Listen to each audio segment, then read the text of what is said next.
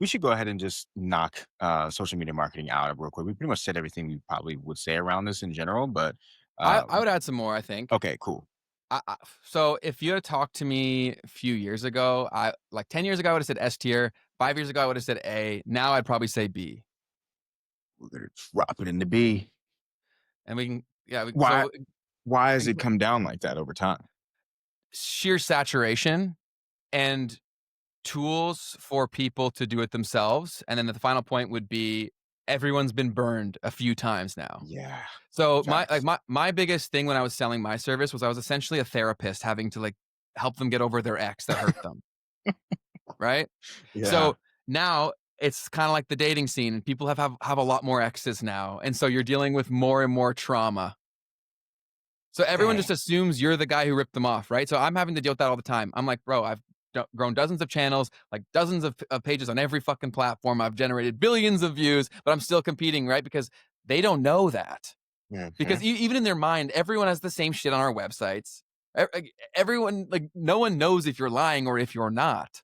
So I have to deal with that the whole time. So in terms of social media marketing, what I would say is that doing a general service, like full service social media marketing agency, is a nightmare. What you want to do instead is focus on a very specific skill set within social media marketing, like I did with my agency, which was growing YouTube channels for podcasts, software companies, etc. So like the highest leverage activity with the smallest amount of competition, and that the traffic means the most to these people. So I even optimized further to focus on, say, software product and then podcasts, was because I saw that that's where the biggest disparity was in terms of level of competition and amount of money in the space. So when I dedicated to this, most of like the YouTube, Twitter, they're so obsessed with Mr. Beast style content because that has the highest ceiling.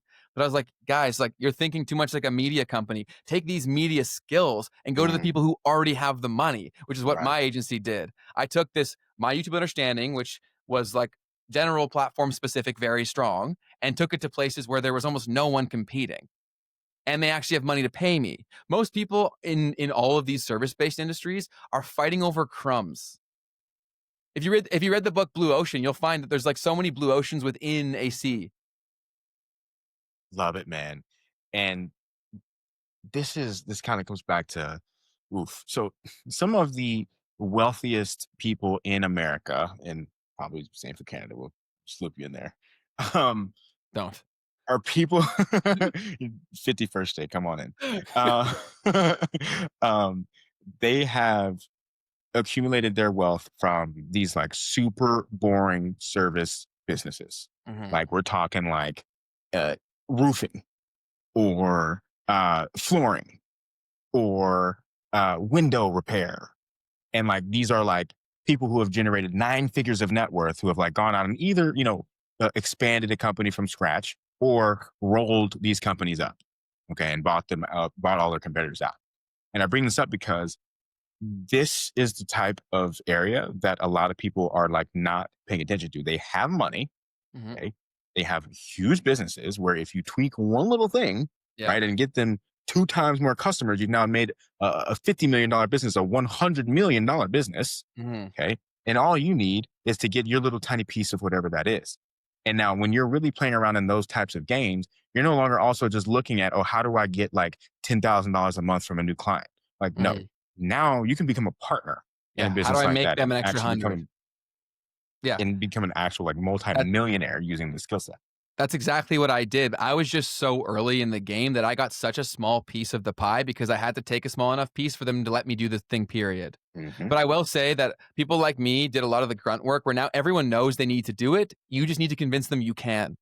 That's why I think it's far better to specialize in one specific thing because everyone's woken up now. And I've been screaming this shit for like 10 years that almost everybody who worked in marketing was useless, right? Like because I used to, the more that I got legitimate, the more that I grew my YouTube channel, and the more that I worked with these big channels, I started speaking with like, it was actually so funny how they would do it. All these big companies, they'd never like directly let me work with them. They'd contact me and someone from their team would be like, I just want to like pick your brain. And they would dangle this carrot like I was gonna be able to talk in front of the whole team. And then I would just Mm, give them stuff because I was trying to help them for free, right? Thinking, oh, they actually will bring me in and I can talk to everyone. And that never happened. And so I mm, also got to see how these people who were making like multiple six-figure salaries in marketing were fucking dumb. Like they did not know anything about marketing, dude, in Mhm. terms of what was happening now. And I was like, oh, so they would look at me and I would say what I cost, and they'd be like, wow, that's really expensive. And then I'd be like, what are you guys paying on radio? And they're paying like $100,000 for radio ads. I'm like, you guys are so freaking stupid, man. But that's what we were dealing with. So I think now, like, to make your point here, so people are waking up, and even massive companies are panicking because they can't do the stuff that they used to do. Like no one gives a shit about TV ads. No one even gives a shit about like banner ads on Google anymore. Like people are getting more and more fatigued, and it's coming down to relationship based stuff. That's why for my own companies, like I obsess over the relationship. Bro, I send like 25, 30 DMs of everyone who follows one of my apps every day, a voice note. Wait a minute.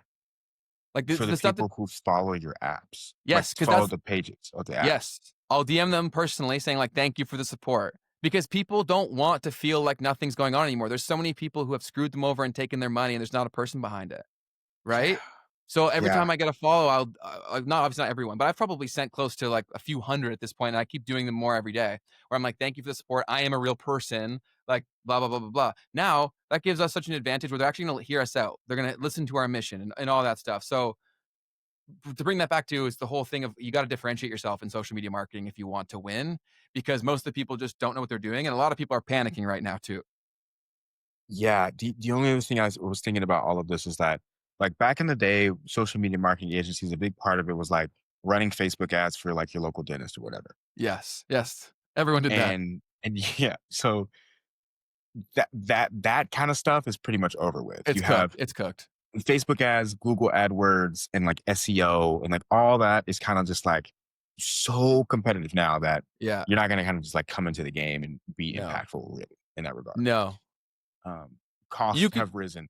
They've risen a lot. Yeah, I think you're best served trying to learn these skills and really apply them for a company that you can get equity in. That's Mm, really where your best is to learn these skills, because the other problem now is that it's a kind of shitty business dealing with people, especially as the economy gets worse and worse. If you can't get up to that higher level of client, your life's going to be shit. And because they're going to be on you all the time, they're going to be constantly guessing like, are you good enough? Is there something better? So you're probably better off finding someone that you believe in who can be the operator within the business, and then you apply this to growing that business that you have equity in. That's what I would say. Like if you're someone here, you're like, oh, you're debating starting a social media marketing agency, why, if you truly have these skills, why would you start something that could maybe work out versus going to something that is already working out, right? And making it way bigger, or being the reason it worked out, right? So like starting it from zero. That's why I'm growing all these businesses, man, is because I have no marketing costs because I'm doing it all myself, right. right? Like what I'm Right. achieving by myself. And like I have a few contractors that help with this stuff. It would previously have cost like hundreds of thousands of dollars to do, and I'm doing it myself. So Ben, we need you to actually walk us through the playbook a little bit because I've seen a little bit of like there's a little bit of a formula to kind of like Yeah. what you're doing with each of these different companies. Can you talk to people about that a little bit? Yeah, so every marketing problem needs to be approached separately. And so that's why marketing is so hard for most people, is because you have to know so much about so much to decide what actually matters. And so that's why you can't give blanket advice to anything in marketing anymore, because it is so laden with nuance Yeah. that you need to be a fucking expert. You need to be like autistic like me when it comes to marketing to actually know what to do. You have to, because so much money and time gets wasted in other places, and things move so fast that if one person is there doing it right, they gobble up all the underpriced attention. And so the playbook, I don't know how much of the sauce I actually want to give because Yeah, people you copycat don't like have to give crazy. away all of Yeah, it. so instead I'll try to say thinking models that get there, right? So you want to understand, first of all, you want to be selling a product that actually solves a problem, because unless you're selling a luxury experience to very rich people, people don't have money. So there's got to be an immediate thing for like, this is solving this exact problem, right? So if you look at the apps that I've built, they're solving a very specific, easy to understand problem, and I'm attempting to solve it either better or more creatively than everyone else in the market. Okay. Then from there, you need to figure out, okay, there's still a lot of people who have this problem that won't pay for it. So how do I go and attract those that can, right? Where are these people hanging out and how would they come to that decision? Then I want to prioritize exclusively in the beginning on those high leverage platforms, right? That I've deemed makes the most sense. Where are these people hanging out? or where do they go to source the solution to this immediate problem? I want to make that my biggest priority. Most marketers aren't good enough to even do that. So like that, if you figure that out, that gives you a massive advantage. That's why like every time I take on a business, I tell people exactly what to do. I'm like, do this, then this, then this, then this, then this. Because if you do it right, everything that comes after actually becomes easy because you did the only thing that mattered. Almost every business doesn't grow because they don't know what that thing is. Can you give us a little bit of an example? It doesn't have to be what you are doing, but Yeah. like give us an example of what that could look like. Okay. Yeah. Because people suck ass, man. Like, why I don't talk about my apps is because people like are horrible. They have no creativity whatsoever. So, okay, do you want? You're talking Shirley on the marketing side or product concept? We'll save that for SaaS. So I'll talk marketing. We'll save the Okay. product. Yeah. Okay. So Okay. for marketing. So okay. So where can you go right now to solve? You decided what problem you're going to solve. Where are there communities of people where this exists, or where there's a lot of attention and leverage that the big players in this space don't even know exist yet? Okay. So like, let me give you an example. Let's say you're solving a specific problem where it's mostly like say women who are like 50 to 60, like they typically hang out on Facebook. Okay. Right. So you could probably go to Facebook group owners and work with them directly in some sort of affiliate arrangement where no one's even thinking about Facebook groups. Right. So if you want to truly be a growth marketer, you have to understand your customer really well and every tool in your tool belt. And there are endless of them, right? For example, like I used to blow up Instagram pages by leveraging what's called the top comment strategy. So the top comment strategy was I would be growing a theme page for myself or a customer, and I would set on notifications for all of the largest pages within my niche.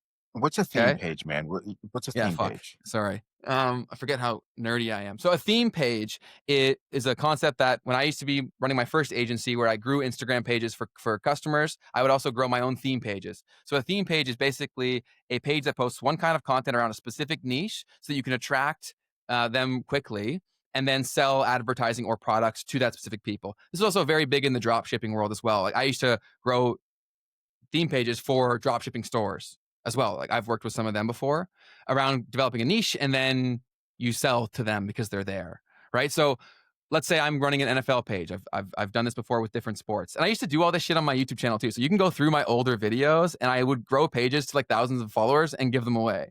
Because it was that Mm, easy. And it still kind of is that easy if you know what you're doing. mm. Depending on if you're in an existing niche, it becomes really easy. But what I would do is, let's say I was an NFL page. I would set up notifications for the top communities of NFL content. And then I would have notifications on so that I'm the first person in there or one of the first people. And I would leave either a very funny, a witty, or like some comment that enhances what's there. Because as soon as people see a piece of content they like, they run to the comment section. And they run to the comment Mm, section because people like me were trying to make that the most entertaining place to hang out. mm, And so what mhm. we would do is eventually when you are so good at this, people start looking for your comments and they automatically vote you up. And so if you want some extra sauce, you can still do this on TikTok and Instagram. I recommend doing it. Is set the same sort of premise, set the notifications, go in, leave a great comment, but have multiple other accounts to upvote yours. So then it gets up a little bit so that it actually gets Okay. seen.